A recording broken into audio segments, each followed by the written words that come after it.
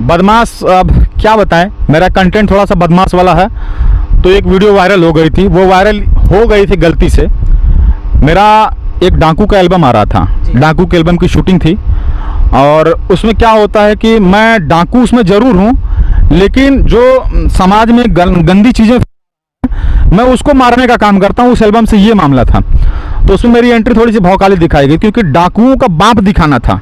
तो डाकू का बाप आएगा तो नॉर्मल दो चक्का पे तो आएगा नहीं। लाइन ऐसे थी कि रडार में आओगे तो रगड़ दिए जाओगे, कि रडार को रगड़ दिए जाओगे तो अगर अकड़ दिखाओगे, कि रडार को रगड़ दिए जाओगे तो अगर अकड़ दिखाओगे, दिखाएंगे असलियत रंगबाजी का तुमको भी, कभी घूमते घुमाते जब आजमगढ़ आओगे। आदाब व सलाम, मैं उबैदुर रहमान, आप देख रहे हैं बोलेगा यूपी। इस वक्त हम उत्तर प्रदेश के ज़िला आजमगढ़ फरिया बाज़ार में मौजूद हैं और हमारे साथ हमारे मेहमान, जो कि आप खुद पहचान सकते हैं, क्योंकि पूर्वांचल हो और उत्तर प्रदेश से लेकर आजमगढ़ पर जो भौकाल वाली वीडियो आप देख रहे हैं, ज़्यादातर जो सोशल मीडिया पर वायरल होती हैं वो इन्हीं शख्सियत की ही आवाज़ होती है। आइए उस शख्सियत से आपसे मुलाकात कराते हैं, आपसे पहचान कराते हैं। सर क्या नाम है, आप अपना परिचय खुद दें सर। आप नमस्कार, मैं हूं गौरव पंडित और आजमगढ़ का रहने वाला हूं। बोलेगा यूपी को मेरे तरफ से बहुत बहुत धन्यवाद, जिन्होंने मुझे अपने चैनल पर बोलने का मौका दिया। इजाज़त लेता हूं, मैं अपना नाम बताने के साथ साथ मैं अपनी आईडी भी बताना चाहूँगा। मेरा नाम गौरव पंडित है और मेरा यूट्यूब पे एक चैनल भी है, गौरव पंडित ऑफिशियल, और इंस्टाग्राम पे है गौरव पंडित यूपी 50। अच्छा ये बताइए, यूपी 50 क्यों आपने लगाया? हाँ, यूपी 50 एक कोड होता है आजमगढ़ का, और मैं रहने वाला आजमगढ़ का हूँ। बहुत सारे लोग ऐसा होता है कि छोटे से शहर से निकलते हैं तो वो अपने ज़िले को छिपा देते हैं, तो मुझे ये चीज़ें नहीं पसंद है। मैं आजमगढ़ का हूँ, मुझे गर्व होता है कि मैं आजमगढ़ का हूँ, इसलिए यूपी 50 एक छोटा सा शॉर्टकट है, या ये कह लीजिए कि आरटीओ का कोड होता है, तो मैंने अपने आरटीओ का कोड लगाया यूपी 50। सर सबसे पहले आपको जन्मदिन की बधाई हो, और आप ऐसे ही आगे बढ़ते रहें, तरक्की करते रहें। आपका छोटा भाई आपके लिए यही दुआ करता है। बहुत बहुत धन्यवाद, मुझे भी खुशी होती है। और काम तो मैं बहुत पहले से कर रहा हूँ इस फील्ड में, लेकिन आज जो सोशल मीडिया हैक हुआ है पूरा आजमगढ़ में, मुझे उम्मीद भी नहीं थी। इतनी स्टोरी लगी है और इतनी बधाइयाँ फेसबुक पे लगी हुई है, और बाई फ़ोन मैंने फ़ोन अभी साइलेंट करना पड़ा, मेरी मजबूरी हो गई है, नहीं तो बधाई स्वीकार करना कौन नहीं चाहेगा। लेकिन लगातार है तो कहीं ना कहीं ये आजमगढ़ की मोहब्बत है, पूर्वांचल की मोहब्बत है और ये उत्तर प्रदेश की मोहब्बत है। सर इस प्यार को लेकर आप अपने शुभचिंतकों को क्या कहना चाहेंगे, क्या संदेश देना चाहेंगे? मैं देख रहा हूँ लगातार फ़ोन आ रहे हैं और कहीं ना कहीं वो परेशान होंगे, फ़ोन क्यों नहीं रिसीव हो रहा है, तो उनको लेकर क्या कहेंगे? जैसे अब फ़ोन मैं उनका भी उठाऊंगा, ऐसा नहीं कि फ़ोन किसी का भी मिस होगा। मिस कॉल पड़ी होगी तो मैं फ़ोन अभी उनको अपने तरीके से करूंगा अभी अपने सामने से। बहुत खुशी हो रही है कि मतलब छोटे से गाँव से निकल करके आज आजमगढ़ में अपनी एक पहचान बनाया हूं मैं, अपनी मेहनत से, अपने लोगों की मेहनत से, अपने तमाम शुभचिंतकों की वजह से। अगर इतने लोग जानने वाले हो जाएंगे और इतना लोग अगर तमाम नौजवान भाई, तमाम नौजवान दोस्त यार मित्र लोग इतनी भारी मात्रा में बधाई देंगे तो खुशी तो होगी ही, और मैं बहुत खुश हूँ आज। सर जिस तरीके से आप देखते होंगे, चाहे किसी फील्ड में हो, चाहे आप राजनीति से ले लेंगे या बॉलीवुड हो या फिर भोजपुरी हो, अक्सर ये देखा जाता है किसी के पिताजी इस फील्ड में रहे हो पहले से, किसी का कोई रहा हो, तब वो आगे आता है। आपका बैकग्राउंड किस हाल? हाँ, मेरा बैकग्राउंड बिल्कुल भी मेरा ही बैकग्राउंड का। मेरे 10 किलोमीटर इर्द गिर्द तक कोई आर्टिस्ट नहीं था, पता नहीं कहाँ से भूत सवार हुआ। स्कूल टाइम से ही ड्रामा वगैरह हम लोग करते थे अक्सर करके। मुझे जब मैं स्कूल टाइम में नाटक वगैरह करता था तो उसमें भी मुझे निगेटिव किरदार में ही रखा जाता था, क्योंकि बचपन से ही जब मैं क्लास 5th वगैरह में था तब से ही मेरी आवाज़ से ही लोग कहते थे कि वो बहुत डेंजर बोलता है, उसको बुलाओ। तो मुझे एटीट्यूड रोल कह लीजिए, चाहे रामायण वगैरह का किरदार करना होता था तो स्कूलों में रावण बना दिया जाता था हमको। तो मतलब हमेशा मुझे नकारात्मक किरदार में ही रखा गया, क्योंकि मेरी आवाज़ में वो क्वालिटी थी, मीठी आवाज़ मेरी नहीं थी उस टाइम से ही। तो अब फैमिली की बात कर रहे हैं तो फैमिली में भी मेरे पिताजी शिक्षा विभाग में हैं, दादाजी हमारे आर्मी में थे, बड़े पापा आर्मी में हैं, और मतलब मेरा बैकग्राउंड शिक्षा विभाग से और आर्मी से रिलेटेड फैमिली रही है। सर वो तो ठीक है, लेकिन इस ग्राउंड में जिसमें आप काम कर रहे हैं उसमें कोई पहले से था फैमिली?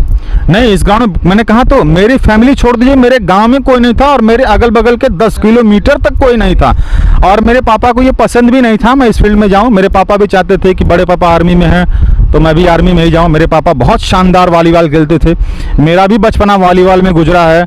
ग्रेजुएशन तक मैं बहुत शानदार वॉलीबॉल खेलता था और वॉलीबॉल में कह लीजिए तो मैं ऑलराउंडर प्लेयर था, हर प्लेस से मैं खेलता था। लेकिन वो कहा नहीं कि बचपन वाला जो कीड़ा घुसा हुआ था नाटक वाला, वो कहीं ना कहीं फिर हमारे गुरुजी से मुलाकात हुई, संतोष श्रीवास्तव जी से। उनका एकेडमी चलता है एक्टिंग का, फिर मैंने वहाँ ज्वाइन किया। और खुशी की बात यह कि 1-2 महीने मैंने वहाँ पे क्लास ज्वाइन किया और एक्टिंग में आया, और फिर धीरे धीरे फिर सब प्रभु की कृपा से होने लगा। अच्छा, क्या लगता है भोजपुरी समाज में कितने लोगों का आपको आशीर्वाद मिला है, और क्या उम्मीदें लगती है? जैसे जिस तरीके से आपने एक रील्स बनाना शुरू किया, उसके बाद इस समय आपके गाने भी आने लगे, आगे चलकर क्या उम्मीद लगाई कि फिल्मों में भी काम करेंगे? पहले तो सही बोले आप। पहले मुझे भी, जब मैंने इस फील्ड में कदम रखा था, तो मुझे अपने पापा की बातें याद आती थी कि आर्मी की तैयारी करो, आर्मी भर्ती हो जाओ। तो मुझे लगता था कि हाँ, कहीं पापा सही बोलते थे। तो क्योंकि शुरुआती दौर में आजकल क्या है ना, सारे लोग शॉर्टकट फेमस होना चाहते हैं। मेरी बातें पूछी जाए तो मैं 10 साल से मेहनत कर रहा हूँ। तो आजकल लोगों को शॉर्टकट फेमस होना अच्छा लगता है, तो मुझे भी डर सा लग रहा था क्योंकि मैंने एक लंबा समय गुजार दिया था। तो फिर मैंने धीरे धीरे ट्राई करता रहा, लोगों का सहयोग मिलता रहा, वीडियो बनाने लगा, इंस्टाग्राम पे बनाने लगा, हर जगह बनाने लगा। अब आप बात की है गाना गाने की, तो गाना तो मैं नहीं गा पाता, लेकिन गाना सुनना मुझे बड़ा अच्छा लगता था। मैं अच्छे गाना सुनता था। ज़्यादातर मैं भोजपुरी गाने ही सुनता था क्योंकि उसके बेस वगैरह बड़े अच्छे लगते हैं हमको। तो तमाम बड़े भाई लोग लगे, नीरज भैया लगे, जो कि जिनका NB रिकॉर्डिंग स्टूडियो है। फिर यहाँ से मैंने गाना शुरू किया, तो मतलब तमाम लोग सहयोग किए। तो फिर अब अभी 1-2 गाना भी गा दिया हमने, अब वो गाने भी चल रहे हैं। और सबसे बड़ी बात यह है कि हम जैसे लोगों का गाना, तमाम आजमगढ़ के लोग और पूर्वांचल के लोग, उत्तर प्रदेश के लोग गाना इंस्टाग्राम पे ट्रेंडिंग करा दे रहे हैं। अब इससे बड़ा सौभाग्यशाली मैं क्या समझूं अपने आप को।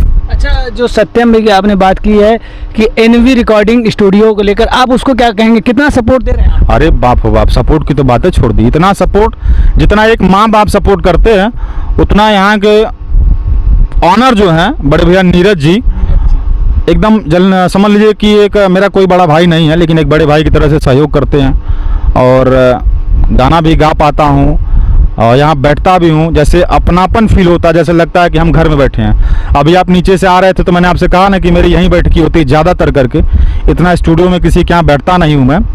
तो यहाँ आने के बाद एक सुकून सा मिलता है, और सब सुकून क्यों नहीं मिलेगा जहाँ एक बड़े भाई की मोहब्बत मिलेगी, और जहाँ आपको हमेशा ये लगेगा कि नहीं, यहाँ हमको सहयोग मिल सकता है। क्योंकि मेरा गॉडफादर नहीं है इस फील्ड में कोई, तो कहीं ना कहीं नीरज भैया का भी बहुत बड़ा योगदान है हमारे एल्बम हिट करने में। और तमाम लोग लगे हमारे लिए, जैसे हमारे गुरुजी हैं जिनको देख के मैं सीखता हूँ। उनसे कभी क्लास नहीं लिया हूँ, लेकिन उनको देख के मैं सीखता हूँ। उनका नाम है संजय पांडे नाम है। उनकी वजह से मैंने 1-2 फिल्में भी की। अपने निरहुआ भैया को बहुत मानता हूँ मैं, क्योंकि वो मुझे मेरे नाम से जानने लगे हैं और बड़ा सहयोग करते हैं। उनकी भी फिल्में हमने की है।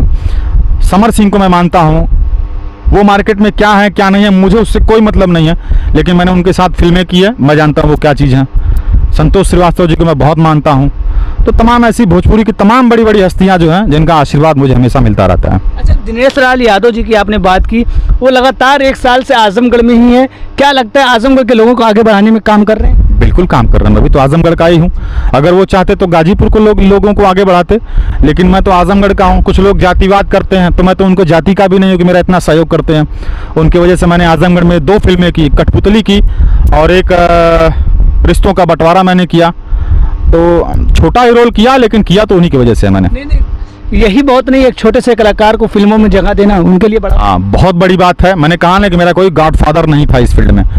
मेरी मेहनत दिखी लोगों को और निरहुआ भैया का आशीर्वाद मिला, तो ये बहुत बड़ी बात है। और मेरा है ना, यहाँ के तमाम कलाकार जो है, जैसे सन्नी शर्मा हो गए, चंद्रकांत यादव हो गए, तमाम लोगों की चीज़ें यहाँ सेट लोग अभिनय कर रहे हैं। तो कहीं ना कहीं निरहुआ एंटरटेनमेंट बैनर तले जो काम कर रहे हैं उसका योगदान है, और कहीं ना कहीं हमारे बड़े भाई श्री दिनेश सलादो निरहुआ जी का दिन है। सर, सबसे पहले तो मैं ये बात मुझे आज नहीं करनी चाहिए थी, क्योंकि आज आपका जन्मदिन का मौका है, खुशी का दिन है, लेकिन बीच में आपको कुछ लोगों ने इस तरीके से ट्विटर पर वायरल किया जैसे एक बदमाश और बाहुबली की तरह पेश किया गया। बदमाश, अब क्या बताएं, मेरा कंटेंट थोड़ा सा बदमाश वाला है। तो एक वीडियो वायरल हो गई थी, वो वायरल हो गई थी गलती से। मेरा एक डाकू का एल्बम आ रहा था, डाकू के एल्बम की शूटिंग थी, और उसमें क्या होता है कि मैं डाकू उसमें ज़रूर हूँ, लेकिन जो समाज में गंदी चीज़ें मैं उसको मारने का काम करता हूँ। उस एल्बम से ये मामला था, तो उसमें मेरी एंट्री थोड़ी सी भौकाली दिखाई गई, क्योंकि डाकुओं का बाप दिखाना था। तो डाकू का बाप आएगा तो नॉर्मल दो चक्का पे तो आएगा नहीं, थोड़ा सा भौकाल मेंटेन करते हुए आएगा। तो मैं उस पर बोनट पे बैठ करके, वो मेरे हाथ में जो था वो लाइटर था, जो कि शूटिंग में प्रयोग होता है। हम लोगों के पास इसका सब कुछ मतलब पेपर वर्क होता है। तो उसमें कोई श्रीमान जी थे, अब वो नाम नहीं लूँगा, बट वो श्रीमान जी थे, वो ट्विटर पे ट्वीट कर दिया और सीधे उसमें लाइन लिख दिए कि आजमगढ़ का युवा गाड़ी के बोनट पर बैठ के अवैध असलाह लहरा रहा है। तो उनको भी कहना चाहूँगा, पहले जांच परख कर लेनी चाहिए, मेरी प्रोफाइल चेक करनी चाहिए थी। इसके बाद प्रशासन के लोग आए, बट उसमें कुछ हुआ नहीं, तमाम लोग लगे और सब कुछ शॉर्ट आउट हो गया मात्र 20 मिनट के अंदर में।